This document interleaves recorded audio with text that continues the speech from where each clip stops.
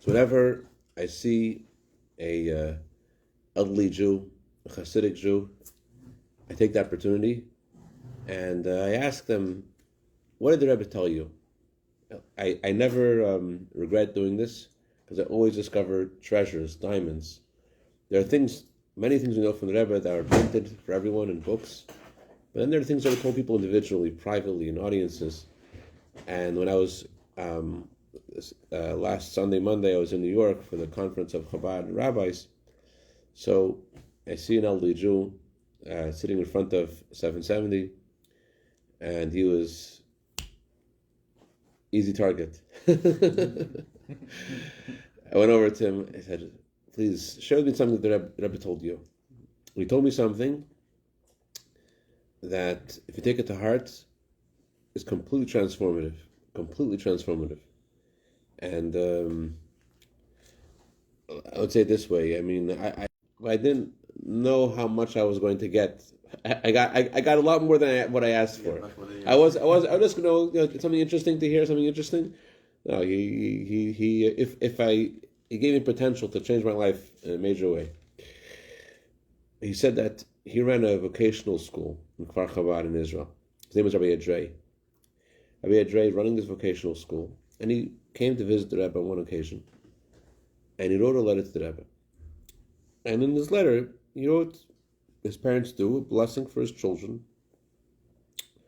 And the Rebbe said to him, just like you know how to ask, how to write for your own children, the same is also for the vocational school, which means, the Gemara says, if you teach someone Torah, it's as if you're their parent. It's as if you brought them into the world.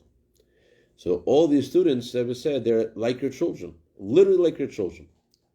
When I heard this passage in the Talmud before, but when I heard the passage in the Talmud, I looked at it more as a merit. Like you have such a merit. If you teach someone Torah, it's considered like you gave birth to them. Right? But that's not what the Rebbe is saying. It's a whole different thing. The Rebbe is saying, you know how to ask for your own children, you know how to care for your own children.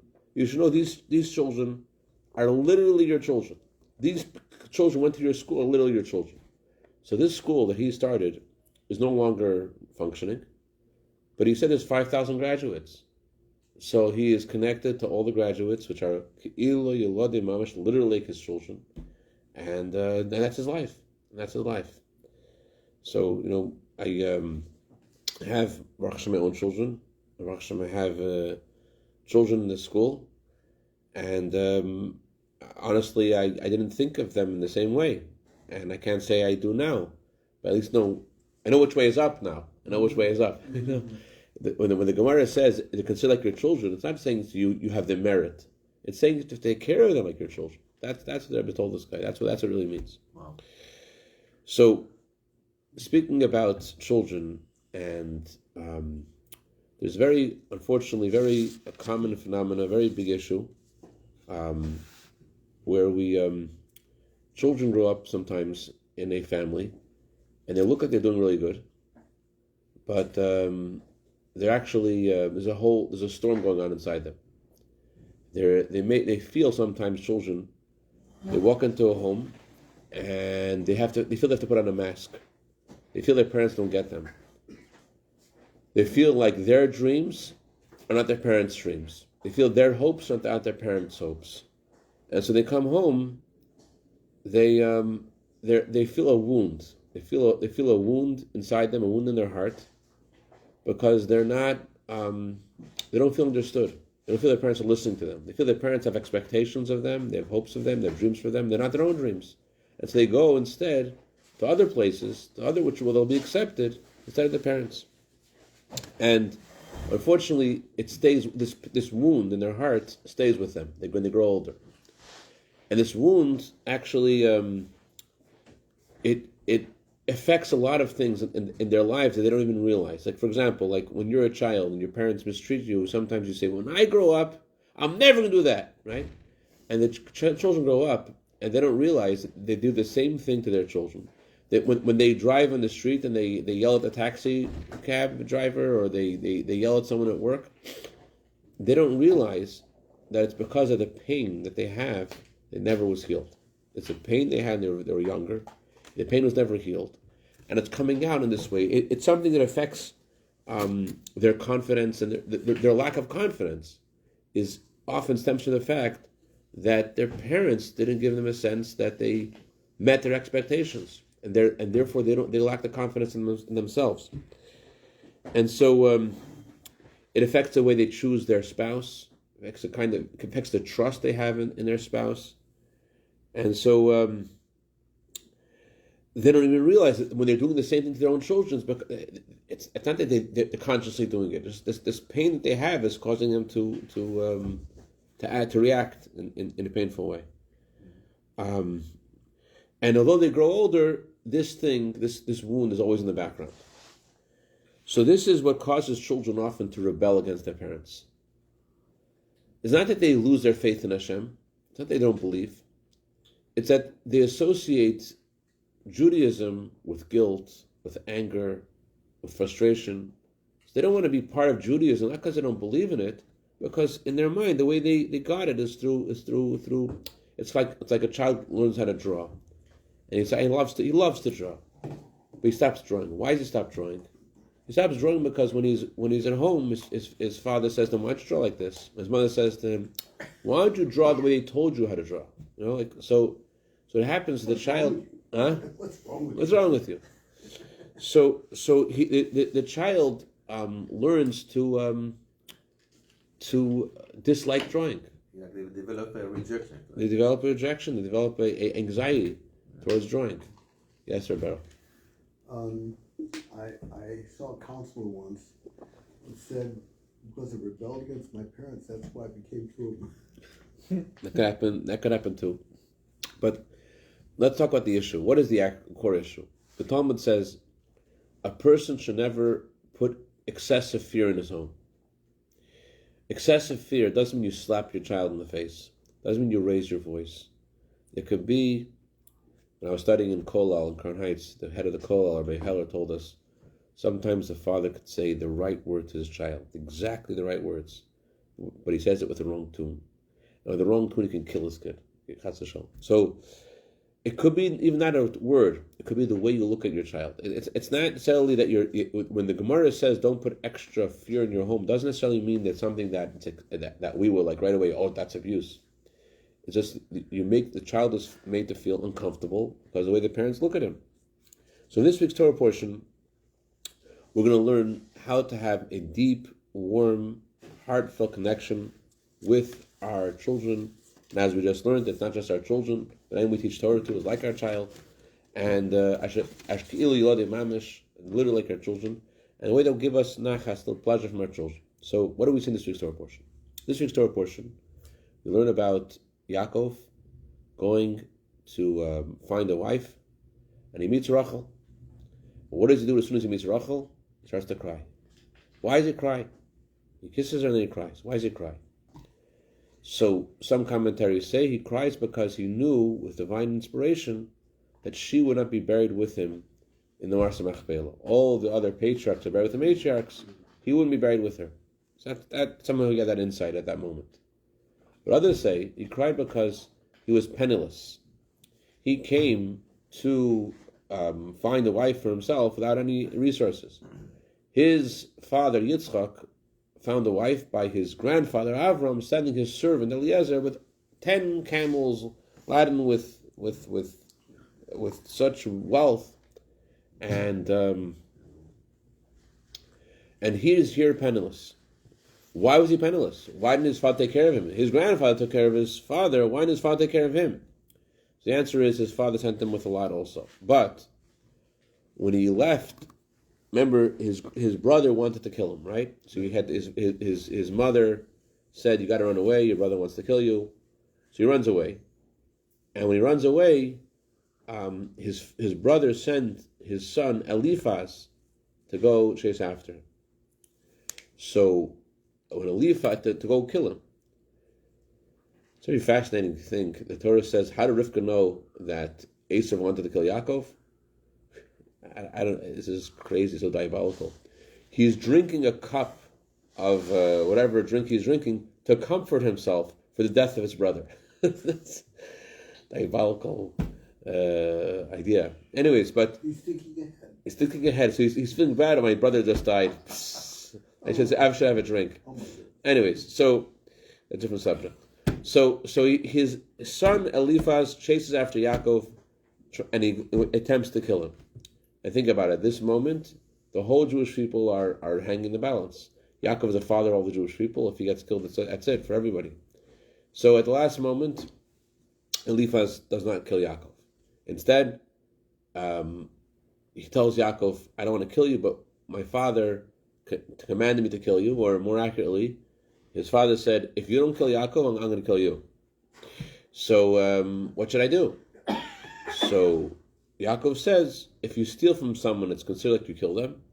So take everything I have. It'll be considered as if you, yes, Rebel. I think doesn't Rashi say somewhere that Eliphaz was raised in Abraham's? That's where we're going. So, So what was the reason that Eliphaz didn't want to kill Yaakov? He was finding a way to get out of this, putting his life at risk to get out of this conundrum. Why was he doing this? Why did he care? The reason he cared, Torah says, is because he grew up in the bosom. Shalom Aleichem. Sorry, I'm late. Just in time. 9 times the hamburgers, they're not here yet. No, But we're in time for the main spiritual course. I Okay. came for the Levenberger. Rabbi Levenberger.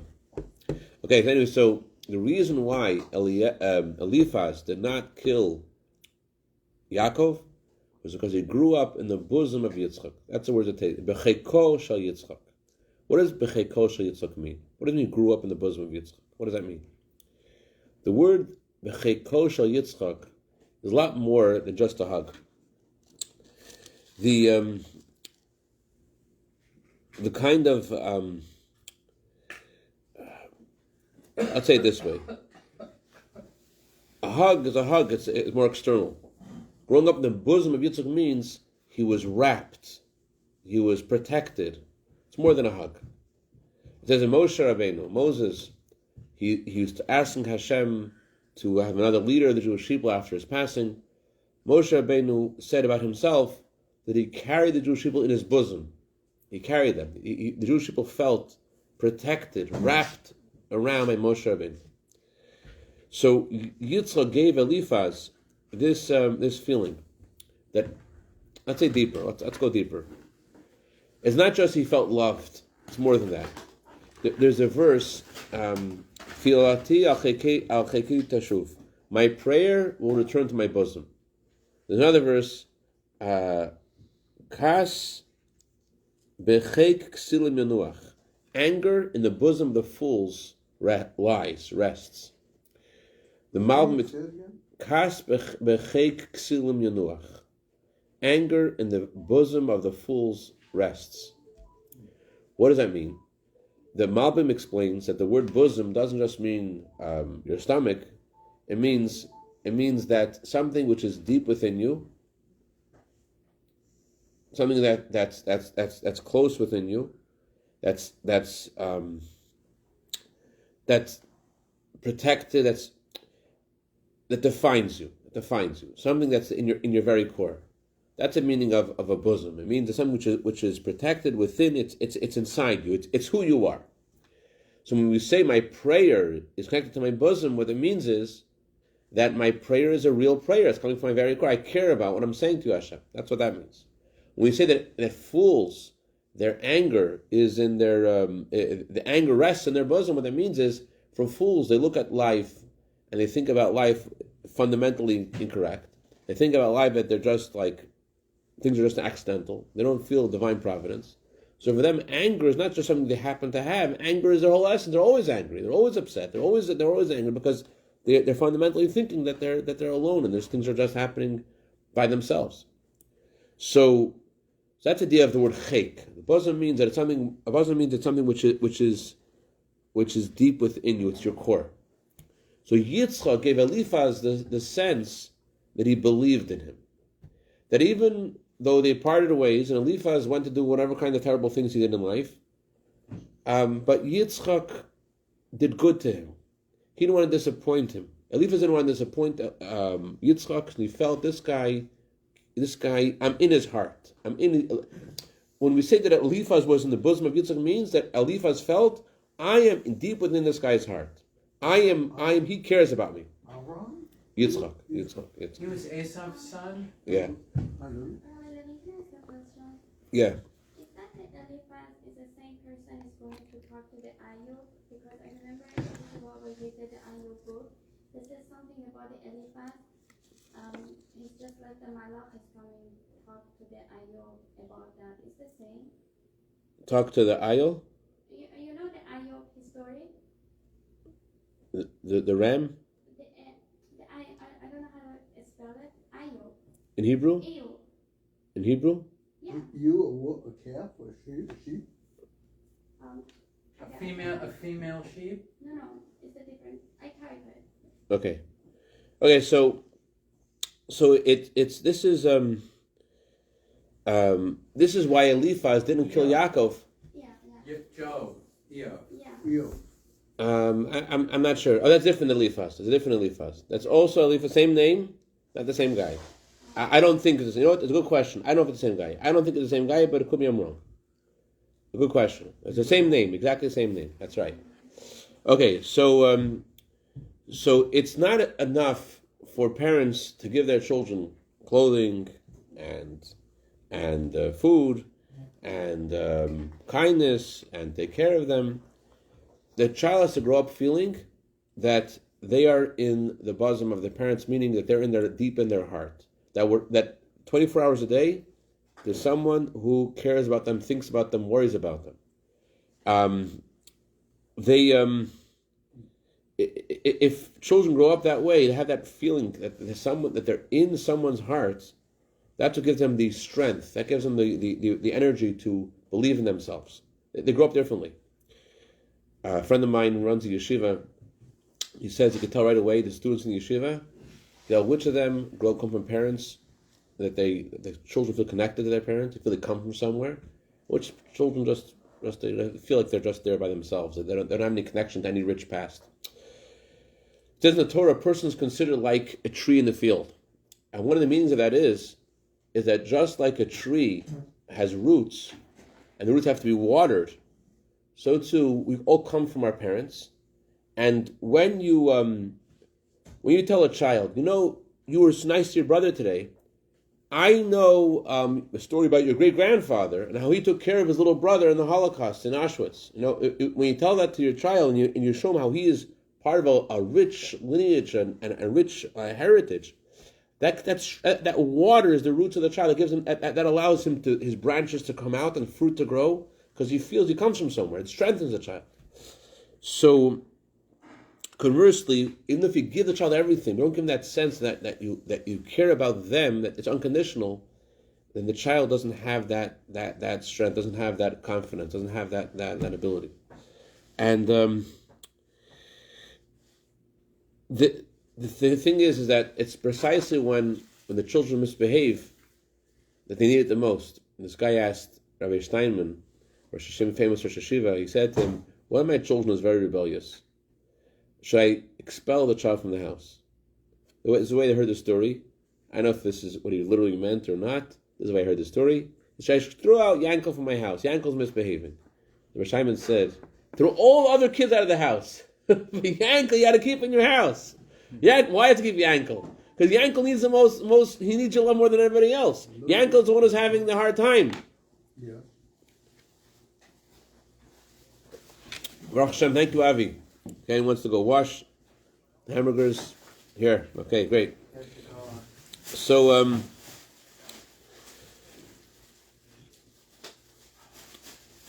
when you ask parents before they have a child, what kind of child are you going to have? No, it's not urgent, but I'd like it back, so just, I'll pick it up next time. Thank you very much. When you ask parents, what kind of child are you going to have? Is your child going to be smart? Is your child going to be the next president? Is your child going to be a doctor? Is going to be a lawyer? Is your child going to be an athlete? The parents only the one who brings him in the world knows. Only God knows. We ask the parents, are you going to love your child? Of course we'll love our child. What's a question? Well, you don't know what kind of child you're going to have. You don't know what your child's going to feel about his parents. You know what kind of relationship your child's going to have with you. Why are you so sure you're going to love him? Because he's our child. They don't get the question. As the parents feel this unconditional love for the child. And this is the kind of thing that a child needs in order for them to have this confidence. They feel an unconditional love, that there's no conditions whatsoever. There was these parents, their daughter was rebelling a little bit against them, and the parents weren't really sure what to do. They came to their rabbi. Their rabbi told them, put some kind of rules for your daughter. You should stay at home, but make rules. All right. So one of the rules that came up was curfew. When are you coming home? We're worried about you. You can't come home every hour. So they made up, okay, come home at midnight. Midnight? Okay, midnight. What will we do if you come home after midnight? If I come home after midnight, then I should be boiled in oil. No. If I come home after midnight, I won't sleep at home. I'll sleep in the lobby. And they were living in an apartment building. I'll sleep in the lobby. So it happens, you came home at 12:15, 12:30, and okay, don't worry, come inside. One day she comes home at 1 o'clock. And the father opens the door, and you could see his father's tears in his eyes. She says, I'm going to sleep over here. I know the rules, I'm going to sleep over here. Father comes, okay. They get the mattress, they pull the mattress out into the lobby. And then the father goes back in, and he brings a tray full of food, a tray for her favorite food. He says, what's this? He says, Mom and I know you didn't have dinner yet, so we made you dinner. It's pizza and linses, her favorite things. And so she's sitting there eating her dinner, and her father comes back out again with a chair and a Gemara. He says, what's this? He tells her, he says, I'm not going to just let you here by yourself alone over here in the hallway. I can't leave you here by yourself. I'm going to sit here and make sure that you're okay. So she completely was taken by that. And that transformed her. She saw that it's an unconditional love, that he really, really cares for me, not because of what I'm doing, because I'm meeting his expectations. It's for me. This child comes home from school one day, and he could see on his face, bad thing happened in school. What happened? I don't want to talk about it now. I'll tell you later. So the child runs into his bedroom, he slams the door, and his father puts a chair next to the door, he just sits there. An hour passes, 2 hours pass. Finally, the child comes out. He says, I knew you would be here. I knew you would be here. That's the connection that we're talking about. That the child feels a connection to his father in a way that it's not, it's unconditional. There was a boy, true story. This boy failed the test, and when he fails the test, his father took him on a trip, his favorite amusement park, favorite restaurant. He didn't say one word to him about the test. He didn't say one word to him about, you should do better, you should try harder, don't worry. He didn't say anything. He told him some jokes, he prepared some jokes to tell him. And the boy said to his father, Dad, I will never forget this trip you took me on. I'll never forget the trip. And that's what gave him this strength he needed to. So often when the parents feel the most disappointed, right, and the child is acting the worst way, what's really going on is it's the opposite. Is that the child needs at that moment the most support, and that's what this father did. This is a reason.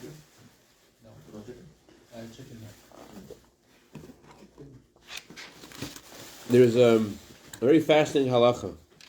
The halacha is that if your child, let's say you go, Rabbi, here, Rabbi, let's say I go with you to the park, and your child goes and steals someone's bike, and he drives the bike and he breaks the bike, and the child who owns the bike comes over to you and says, your child broke my bike. Are you obligated to pay him for the bike? What do you think? Yes. You think yes? What do you think? Your child stole someone's bike, you broke the bike, and now they want you to pay for the bike. Do you have to pay for the bike? No, Why not? because it wasn't secured, it wasn't locked. It was locked. Your child took a sledgehammer and he broke the lock. Then yes. You think yes? What do you think? Yes. You think yes? The answer is no. You're not responsible. Why not responsible? Because you don't own your child. Wow. You don't own your child. It's not yours. It's not. If your dog messed up the bike, you're responsible. It's your dog. Your child's not yours. Your child is a deposit that Hashem gave you to safeguard. A dime you're supposed to wash. It's kosher. But that's the halacha. That's halacha. That's yeah, but still, if you have a parent, they're not responsible for supervising the conduct of the child, optically? the child doesn't have to pay. It's only a child. The adult, the father doesn't have to pay. It says it's a good thing for him to pay, but it's not an obligation to pay. And if he's over bar mitzvah? Then he's responsible. But under it's not responsible. So what this tells us is that our children don't belong to us. That's one of the reasons they say, well, you can't cut your child's hair till they're 3 years old. Why can't you cut their hair? Just like you can't have the fruits that you plant, you seed, you can't have the fruits for the first 3 years, so too you shouldn't cut your child's hair to give you the sense it's not your child. It was a deposit Hashem gave you to watch over, take care of, but it's really not yours. And so this is the message that the Torah is telling us about how we have to look at our children so they should grow up in our bosom. What that means is they should grow up that they know that they have this unconditional love inside of us. And the way to give them that sense is by very small things. At the end of the day, you're down and you just listen to them. You listen to them. In the beginning of the day, when they run to school, you're busy. You give them something positive to go with. Something positive. You intentionally stop and you say a line to your child that makes them know you think about them, you care about them. That it's a busy time in the morning, getting dressed, carpool. It's not an easy thing, but you know in yourself the child needs to go away with knowing that there's that someone's thinking about, someone cares about them. That intentional love that you're giving your child gives them the sense they're growing in your bosom, and that's what Yitzchak gave to Eliphaz. There's something more over here.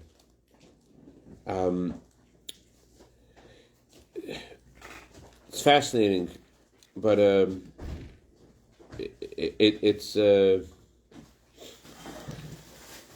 it's real. Sometimes you have parents who hate their children, right? They don't want to use that word, but they do. The parents say, "My child shamed me. My child embarrassed me. My child disappointed me." And the children say the same thing. "My father embarrasses me. My father shamed me. My father mistreated me." And it has both ways. The parents say it about their children say it about their parents. There's very strong feelings.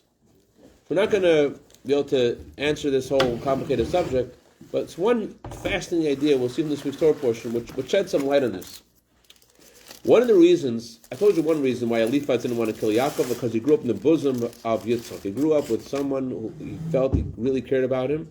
And actually, Eliphaz, just to understand a little bit more about who he was, Eliphaz at first was a terrible guy. Eliphaz married his father's wife, Elivama, and he had one mamzer with her, one legitimate child with her. He married another man's wife, Seir, and he had another child with her. And that child became his wife. The child, he married his own daughter. So he's a terrible kind of guy, right? And yet, despite him being such a terrible guy, it says that he one day became one of the prophets. The Gentiles also have the various prophets. Eliphaz became one of the prophets. How did he become one of the prophets? Again, he came from a very terrible background because he grew up in the bosom of Yitzchak. He believed in him, Yitzchak loved him. He changed. But it also says that Timnah, his mother, his daughter, she originally wanted to be part of the family of Avram. She was pushed away. Wanted to be part of the family of Yitzchak. She was pushed away. So she said she was from a royal family, but she realized how special the Jewish people were, so she wanted to be part of the Jewish people, and therefore she became a concubine, which wasn't considered to be a very prestigious kind of position. Instead of being, like a regular wife to a monarch, I'll be a concubine to Eliphaz, who is part of the family of Avram. That's how Timnah felt. So when Eliphaz went to go kill Yaakov, she said to him, "It's a bad idea." He said, "What do I mean? My dad said I have to do it. I have to kill Yaakov." She said, "You know why your dad said that?" She said, "Your dad said that because your dad's afraid of him, and he doesn't want to start up with him. He knows Yaakov's stronger than him. He knows Yaakov can beat him up. That's why he sent you to go attack, because he knows that you'll listen to him, but really Yaakov's too strong. It's a bad idea." So then they had another grandchild, Amalek. Amalek was Eliphaz's son. So Esav says he saw that his son Eliphaz is not going to kill Yaakov. I'll send Amalek. She said the same thing to Amalek. Amalek, not a good idea. She discouraged him from attacking Yaakov. So she had this incredible care for the Jewish people, it seems. On the other hand, it also says, she told her son Amalek, "You should preserve your hatred for the Jewish people forever and ever." Whoa, who is this lady? Is she the lady who's putting her life on the line to protect the Jewish people? Or is she the lady who hates the Jewish people? She said, "I was rejected. I tried to join the Jewish people. I wanted to marry into Avram's family. I wanted to marry Yitzchak's family. They rejected me. And therefore hate them and fight them and destroy them forever." She planted the hatred into her son Amalek's heart. So which one is it? Is she the protector or the avowed anti-Semite? So this tells us something deep about love and hatred in general. They did this study about love and hatred. If you do an MRI in the brain to discover where various feelings come from, where do you think that what's the opposite of love? Hate. No. Indifference. Indifference, very good. The opposite of love is indifference. Love and hatred come from the same place in the brain. Love and hatred, love is a connection, and hatred is also a connection. Why do you hate? You hate because there's a connection. They say about a couple that as long as they're bothered by the fact that their spouse is saying something to them, there's hope because they're bothered, they care. So the fact that parents are full of animosity to their children, God forbid, or vice versa, yeah, it's a problem. On the other hand, it still shows that there's something there. So, and that anger and that frustration itself tells you that there's some deep connection there. So the bottom line is that we can't give up, and eventually Hashem opens the door, and you're able to put something down on the table. You're able to go over to your child and put it on the table and say, "Listen, what is it about our relationship that I haven't given you?" And just listen. Let's listen to the child. What is it about our relationship that you wanted to get from me and you didn't get? And that hopefully the Eibishter opens the door and you're able to convey that message. But the point is that even before that happens, you have to realize, just like with Timnah, there was hatred, there was love. It's the same thing. It's the same core. She protected the Jewish people because she loved them, and she hated them because she wasn't accepted. So a similar way, you see, when parents and children have that frustration, it's because of the deep bond they have with each other. And Iker is, we should see, as the Torah says in the very last verse of the whole Torah, the children bring their hearts to their parents back to Hashem, and Hashem will bring the connection of the parents to the children to the parents. That's what Mashiach is about. Any questions, comments, or criticism? Tomatoes or cucumbers? All right.